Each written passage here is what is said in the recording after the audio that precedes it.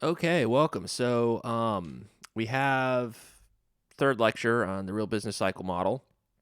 Last time we went through the general equilibrium. So we had the optimization problem for the household, we had one for the firm, and we got a bunch of equilibrium conditions, and that was like our general equilibrium. Essentially, every equation in the model was being accounted for. And in doing so, well, the model's closed out, and we can then start to look at exogenous shocks. But before we do that, there's one more thing we got to do, and that's steady states. So, steady states, hooray! I'm sure you were like, hey, maybe we're done with this and we're done with growth. But no, steady states show up in business cycle macro too. So the idea of a steady state, again, is that all the variables are, well, to get to a steady state, the idea is that all variables are going to be trending towards their steady states, right? And then when they reach their steady state, everything's kind of moving at a constant rate. Everything's like just kind of flat. Now, a lot of the steady states in this model are going to be very similar to what you've seen in the neoclassical growth model, because it really is just an extension of the neoclassical growth model. It's like going, all right, well, we've got this growth model, but instead of looking at like data of every 5 or 10 years, we'll look at data from every month or every quarter. We'll add a couple other equations in there, but in terms of the assumptions surrounding the model, they're really not that different. So with all of that said, if you remember like steady state capital and steady state output from the neoclassical growth model, this one's actually no different. This is absolutely going to be the exact same steady state capital, steady state output stuff. So I don't really want to like rehash that. Instead, let's talk about money. So remember, money is in this model. So with money in this model, the real question is like, okay, how do changes in the money stock or changes in the growth rate of money affect our steady state values? Well, as we'll see, none of the real variables in this model are going to be affected by changes in the money supply. And it's actually really simple to show that with this model, because all you have to do is go, is it in the equation? Because if it's not in the equation, then it's not going to affect the equation at all. So let's look at steady state output in equation 1 here. This is the exact same steady state output that you saw from the neoclassical growth model. And the question is, do you see MSS in there anywhere for like steady state money? The answer is no, right? The only SS you see on the right-hand side of equation 1 is A, and that's definitely not money, that's technology. Money and technology are not the same thing.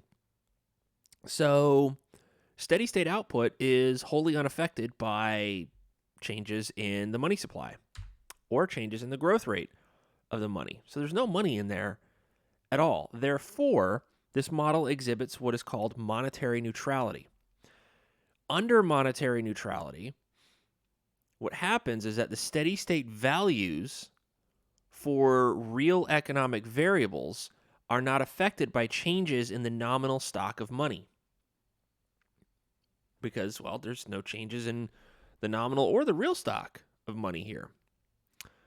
But wait, there's more. It's also said to exhibit monetary superneutrality if the steady state values are unaffected by changes in the growth rate of money.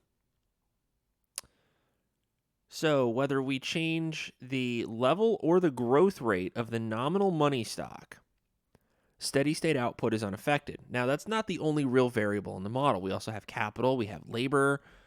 Those things are also unaffected by changes in the nominal money stock. So consider the Euler equation, right? This is the Euler equation from the neoclassical growth model. You've seen this guy before.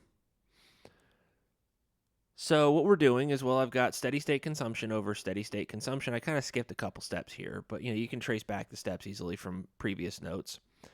And then I want to flip what I have on the right-hand side. So steady state consumption over steady state consumption equals 1 over beta divided by the marginal product of capital plus 1 less depreciation. Now, equation 4 is equal to 1 in the steady state. So if the current capital stock is less than steady state capital, well, that means that the marginal product of capital is going to be greater than the marginal product of capital in the steady state. Therefore, the right-hand side of equation 4 is going to be less than 1, and the marginal utility of consumption is declining over time. Thus, it's going to be optimal for the agent in this model to postpone their consumption to accumulate capital and have consumption grow over time. So as long as the marginal product of capital plus 1 minus depreciation is greater than 1 over beta, well, this process will continue. But if the capital stock grows, the marginal product of capital will decline until you eventually reach equality between the marginal product of capital plus 1 minus depreciation and 1 over beta. Now remember, 1 over beta equals 1 plus rho, right? So if that's the case, you can subtract 1 from both sides of this equation, and the marginal product of capital minus depreciation is equal to rho, or the measure of how impatient you are. So remember, the marginal product of capital minus depreciation, well, that's equal to the interest rate, right? It's the real interest rate. So when the real interest rate equals rho, well, a nice little steady state that you got going on right there. Okay. Now the converse also holds true, and consumption only remains constant when the marginal product of capital plus 1 minus depreciation is equal to 1 over beta. Therefore, if the central bank wants to increase the rate of money growth, which then leads to increases in inflation, and it were to induce households to want to accumulate more capital, might be one of the things that the bank wants to do, right? The central bank would go, okay, well, we want to increase the rate of money growth, try to increase inflation. People will, buy more stuff. What happens? Well, then it lowers the marginal product of capital, because the more capital you get, the lower the marginal product gets. In that case, well, now the marginal product of capital plus 1 minus depreciation is less than 1 over beta. And households would then want their consumption path to decline over time. So they would increase their current consumption and reduce their capital holdings. Therefore, steady state capital would be independent of the rate of inflation. So, output and capital are independent of inflation. What isn't? What does get affected by inflation? Well, the interest rate on any asset that pays off in units of money is going to be affected. Now, if you're looking at an interest rate that's going to be paying off in units of money, that's a nominal interest rate. So any nominal interest rate will be affected by inflation. And it's going to be reflected through the interest rate that's required to induce individuals to hold the asset.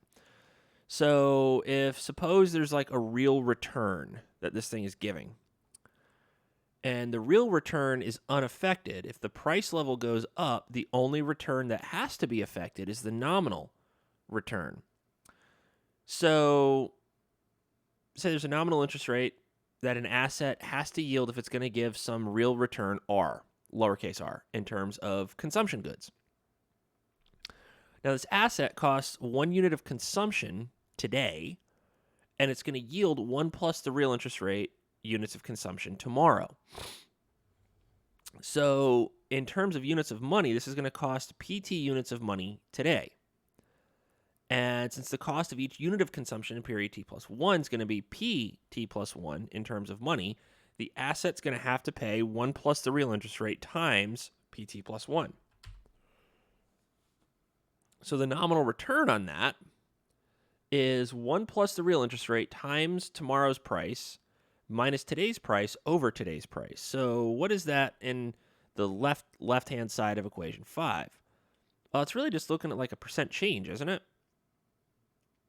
Yeah, it is. So what do we have here? Well, let's break this into a few parts. I've got 3 things in the numerator here. I've got 1 plus the real interest rate, I've got tomorrow's price level, PT plus 1, and I have PT. So I'm going to divide each of these by this PT. Well, I'm actually going to divide this PT plus 1 and this PT by PT. So, okay, what do we get? Well, first we get 1 plus the real interest rate. Okay, so that's right there. It's out in front. PT plus 1 over PT. What is that? Well, PT plus 1 over PT is going to be 1 plus the inflation rate. So this is 1 plus inflation, pi t plus 1. Minus PT divided by PT, that's 1. So 1 plus the real interest rate times 1 plus the inflation rate minus 1 equals the nominal interest rate. This is something that's known as the Fisher equation. And we'll see this a good bit now that we're doing business cycle macro. Now, we want to play around with this a little bit more. We can get 1 plus the real interest rate in the steady state equals 1 over beta. 1 plus r equals, well, what's 1 over beta? 1 plus rho. 1 plus r equals 1 plus rho. R equals rho. And if we want to let pi ss be steady state inflation, well, then the nominal rate of interest in the steady state, RSS, capital RSS, is equal to 1 plus pi ss over beta minus 1. And it will vary 1 for 1 with inflation. So, there was this guy named Milton Friedman. He was an economist. He was a brilliant economist. Did a lot of research on monetary economics. Really awesome guy. Now, where am I going with that? Well, I'm going with, well, we'll see in a minute. So, in this model, right, money holdings would increase utility because, well, money was in that utility function. The more money you hold, the more utility you'll get from that. Higher inflation reduces real money balances. Now, real money balances were in the utility function, not nominal money balances. So if you have inflation, well, okay, maybe the nominal money supply would go up, but the real money supply could drop, and that hurts the agent. It's a welfare loss for society. So the question here, and this was posed by Milton Friedman, is there an optimal inflation rate that maximizes welfare for the economy? And fortunately, the answer is yes. Now, without going too far into this, because this is not a money and banking or monetary economics course, but without going too far into it, Friedman once postulated that the private opportunity cost of holding money depended on the nominal interest rate. If you want to think of the nominal interest rate as like the marginal cost of printing money, well, it would be like the marginal social cost of printing money. Now, the U.S. and most other economies use a fiat currency. So the marginal cost of printing one more dollar is essentially zero. So if the marginal cost of printing an additional dollar is zero, and we want to have like a perfectly competitive equilibrium, what does that mean? Well, it means that the price would have to be equal to the marginal cost. Okay, well, what is that going to mean? Well, if we look at this Fisher equation, where the real interest rate equals the nominal rate minus the rate of inflation,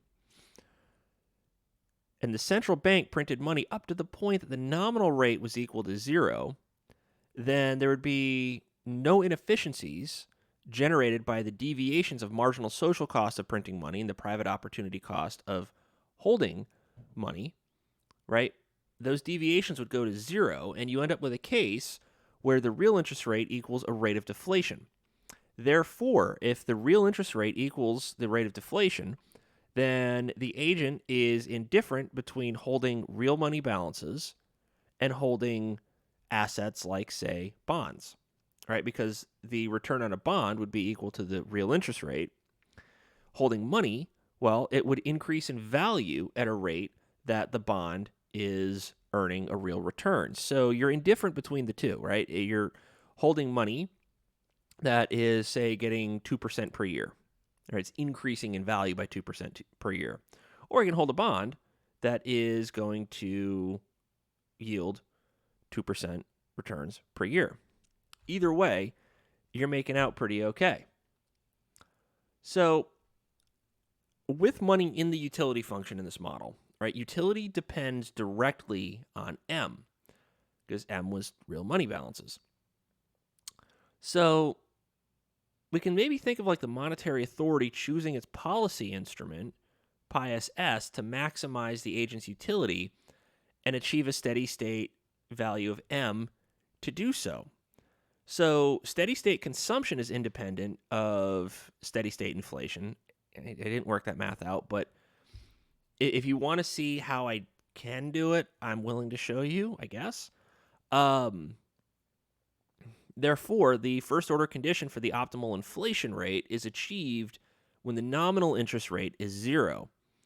This rule is attributed to Milton Friedman. It's one of Friedman's big rules that are taught pretty much in any monetary economics or money and banking course. So not everybody liked this idea, right? Friedman notoriously did not like the central bank. He didn't like the idea of the central bank. He thought it was kind of crap. And he really wanted to limit the central bank's power. And a good way to limit the central bank's power is force them to set the nominal interest rate at 0. Therefore, the real interest rate is equal to a rate of deflation rather than having some positive or even 0 rate of inflation. But not everybody liked this. Phelps in 1973 argued that money growth generates revenue for the government. This is what's known as an inflation tax. And it's a hidden tax because it transfers wealth, and it does so in a number of ways. It transfers wealth between borrowers and lenders because if you borrow money at a certain interest rate and inflation is a little bit higher, what's really happening is you're, in real terms, paying back less than what you actually said you would pay back. But there's also the way the government can increase their tax revenue through higher taxes. So let's say inflation goes up 5%. With this 5% increase in inflation, a lot of people who are right on that line between, a certain marginal tax rate and the next one higher up, well, with an increase in inflation, all of a sudden, when their wages increase, if the government doesn't change the tax brackets to go along with the wage increase, well, what do you know? All of a sudden, you're in a higher tax bracket and you're paying more money. When in real terms, you're actually paying less. Or sorry, in real terms, you're paying more. You're earning less. I'm sorry about that. So the government is actually, in a really sneaky way, increasing their tax revenue. And Phelps argued that if the nominal interest rate were to be reduced to 0, giving us that rate of deflation equal to the real interest rate, the government wouldn't be able to increase tax revenue in a sneaky way, right? They would have to be like, well, we're raising tax rates, as if one is better than the other. And he argued this could generate some inefficiencies through having to rely solely on direct taxation. Therefore, maybe it's optimal to have a little bit of inflation. But you're probably going like, all right, how does inflation generate revenue? Well, inflation generates revenue through something that is called seigniorage. So let's consider the central bank's budget constraint for just a second. This 1 plus pi times mt plus 1 minus mt, that is seigniorage. That is the creation of money. So the amount of money that's printed tomorrow minus the amount of money that's printed today, well, that's the change in money, right? It's like money growth. That seigniorage is like the creation of money. Now, we also have this RCB, which is receipts from the central bank. And any profits that the central bank earns are going to be given to the fiscal authority. So let's kind of stay away from that. Let's just look at the MT plus 1 and MT thing. Right? Now, we've also got the fiscal authority's budget constraint. So this is when the government wants to spend a bunch of money. What is going on here? Well, I've got taxes, tau, plus this 1 plus R, BT plus 1 minus BT. What is that? Well, that's bonds, right? The flow of bonds. Plus seigniorage plus RCB. So the central bank has to pay out RCB, receipts from the central bank. The fiscal authority earns what the central bank has to pay out. So the fiscal authority taxes, tau, and borrows by selling bonds. And they earn receipts from the central bank, RCB. So if I combine the central bank and the fiscal authority's budget constraints, I get equation 11 here. And through equation 11, well, first, what can we do? Well, I got minus RCB plus RCB. So that's going to simplify down a little bit. Receipts cancel out. So now this tells me the central bank, if they want to print more money, they can, and it's going to help the government finance stuff. Because the government has 3 ways to collect revenue. They can tax it by just basically going, hey, I want to take more money out of your paycheck now. They can sell bonds. But if they sell bonds, remember, they're borrowing money. They're going to have to pay it back. How do they pay it back? Well, if you hold that blue part of equation 13 out for a second, right, you just got taxes and bonds, well, they can borrow the money, but then they got to pay it back in tax revenue later. If they need to spend more and they don't want to borrow money, well, they've got to increase their taxes. But if you add that blue term in there, right, money creation or seigniorage, if the central bank wants to print more money, that kind of relaxes the constraint a little bit on taxation and borrowing. So if they want to do that, that's awesome for them, I guess, because it helps the government finance more stuff. But it does even more than that. It can also reduce the real value of the debt the government owes. So let the government debt be this 1 plus r to the negative 1 times bt plus 1 minus bt, or the flow of bonds. Right? Now remember, with that Fisher equation, you can have 1 over 1 plus the real interest rate equals 1 plus inflation over 1 plus the nominal interest rate. So if inflation increases, holding the nominal interest rate constant, real interest rate has to fall. So in nominal terms, the value of the debt the government has to pay back falls. Maybe you're scratching your head a little bit going like, what is that? Well, think about it this way. If you borrow $1,000 and you're going to pay it back over a couple of years, let's say 5 years, and you agree to pay it back at 5% interest. Now, currently, inflation is like 2%. So the real interest rate that's getting paid back is 3%. Well, let's say inflation increases to, say, 6%. Well, all of a sudden, there's a negative real interest rate that this person is earning as you're paying back that $1,000. In nominal terms, you're still paying back $1,000. In real terms, you're paying back less than $1,000. This is called monetizing the debt.